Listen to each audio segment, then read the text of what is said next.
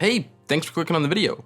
Today I wanted to talk about the last few weeks of this year's content cycle as we gear up to play the Edge of Fate.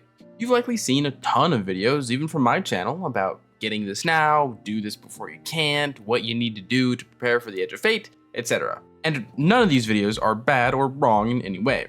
But most of these come from people that religiously play this game, the players that need everything or they feel like they've done something wrong, like myself. So today I wanted to discuss what you actually need to do to prepare for the Edge of Fate, more so as a casual-ish player, because let's be honest, if you play this game every day and treat it like a job, you likely already know what you need to do, and this video isn't for you. So for anyone getting back into Destiny 2 or right before the DLC drops or just plays a little more casually than Salted Greppo, this video is for you. That way you know what actually is and isn't worth doing. We'll be talking about a couple different topics. We'll go over if you actually need to prepare armor, things like that. We'll go over what weapons you might need to grind out before you can't anymore. Is bounty prepping still a thing? We'll answer that. And then we'll talk about all the extra things you might hear about, similar to vendor level prep, if you know that. So first things first, and definitely the biggest topic, we have armor.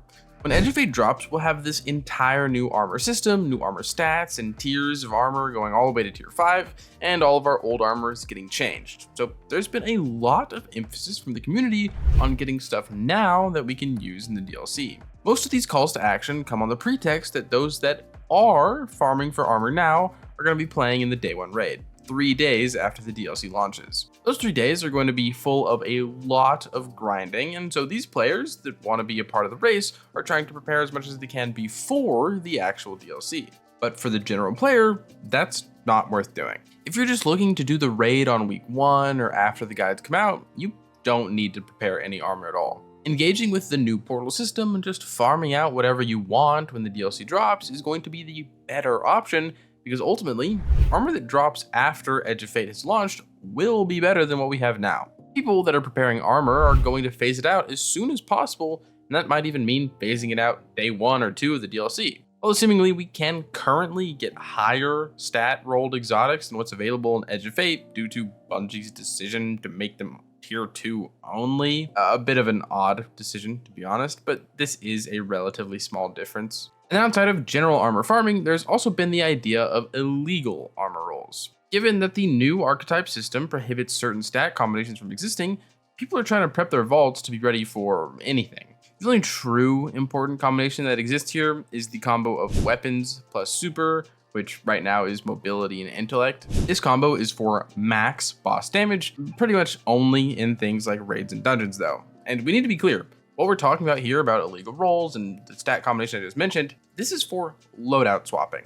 So if you aren't already doing swaps in your normal raid and dungeon playthroughs, then this is absolutely nothing you have to worry yourself with. Armor is a very hot topic right now, to be fair, but if you just play the game at your own pace and you're not trying to sweat too hard, then the DLC is going to give you everything you want and more on that front. So yeah, you don't really need to prepare armor ahead of the DLC.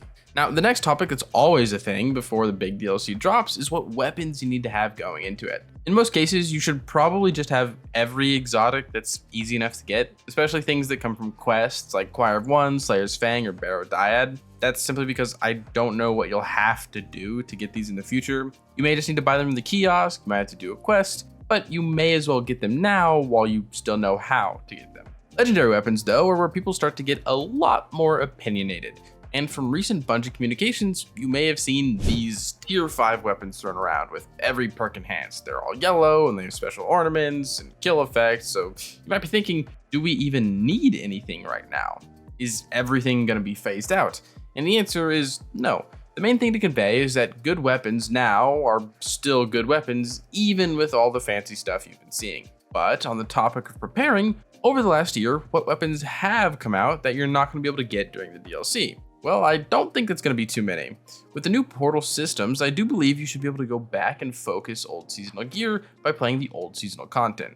That means you should be able to get weapons from Heresy and Revenant and probably Echoes even after all of their content has been retired, assuming it goes into the portal. One thing that I think is definitely worth pursuing as we close out this year though is getting craftable weapons crafted, which only includes the first episode, that being Echoes. That means getting things crafted like Lost Signal, Ill Omen, or Aberrant Action. But even if we took a step back and looked at this from the angle that every seasonal weapon is going to get much harder to obtain. Most of them aren't even good enough to worry about. It's not unfair to say that by and large, episodic weapons have been pretty meh this year.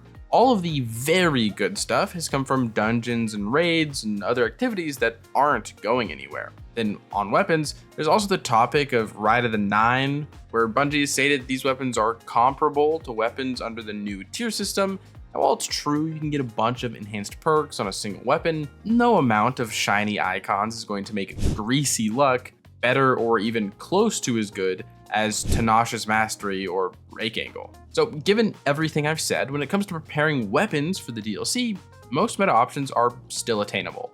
Some niche but good weapons might get harder to obtain, like the aforementioned echo weapons, and then pretty much everything else you can kind of just forget about, meaning at worst case, you lose access to some fairly bad weapons. Now moving on to the next topic, we have what's always a thing, and that's bounty prep.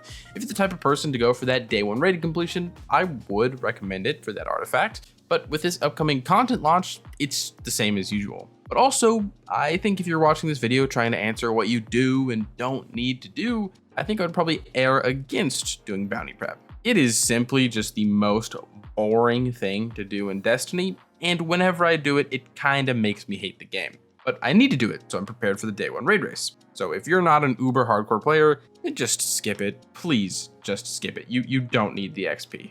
And then lastly, we have all the extra prep you might think about that didn't really fit into a category. One example is having exotic engrams in your postmaster and having your engram inventory maxed out. That way you can max out Rahool ASAP in order to focus the new exotics. But with this DLC, we're only getting 3 new exotics, 1 for each class. So you should be able to get those for free at the end of the campaign. So while there actually used to be some good value to doing this, leveling up Rahool, there seemingly isn't much of a reason now. And then the last thing I want to talk about is something that I actually previously wouldn't have recommended for the other DLCs, and that is preparing your materials. With this new DLC, we're getting a lot of new armor, and we're going to want to masterwork everything. If you can recall, when we were gearing up for the final shape, assuming you were playing back then, you could just use all of your old armor and existing builds, which you likely already had masterworked. The only thing that you would have actually had to masterwork when the DLC dropped was the new exotics.